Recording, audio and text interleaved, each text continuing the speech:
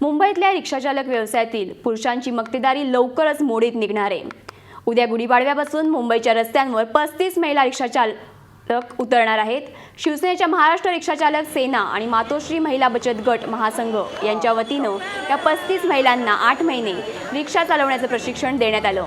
तर आता रिक्षा चालवण्यासाठी आवश्यक परवाना आणि रिक्षा खरेदीसाठी कर्जही उपलब्ध करून देण्यात आलं। यातील बहुतेक महिला या उच्च शिक्षित आहेत। मी या क्षेत्रात उतरले, पहिलं मला स्वतःचा स्वाभिमान वाटतो आणि दुसरं म्हणजे या रिक्षा व्यवसायामुळे आम्ही एक उद्योजिका बनलो आणि आम्हाला बाहेर पडण्याची एक संधी मिळाली।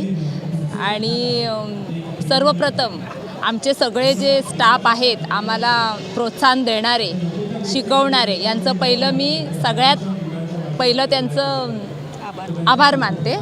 मला असं वाटतं की आता ह्या सर्व क्षेत्रात बायका पुढे येतात आहे, मग ह्या क्षेत्रात बायकांनी मागे काय राहायला पाहिजे। तर आमच्या रश्मिताई ठाकरेंनी आम्हाला संधी दिली की आज महिलांनी या क्षेत्रात पुढे जावं आणि त्यांचं नाव मोठं करावं। माझ्या आई वडिलांनी पण मला खूप चांगला सपोर्ट केला आहे, माझ्या हस्बंडनी पण खूप चांगला नवऱ्यांनी सपोर्ट केलेला आहे, त्यांचा मी खूप आभार मानते की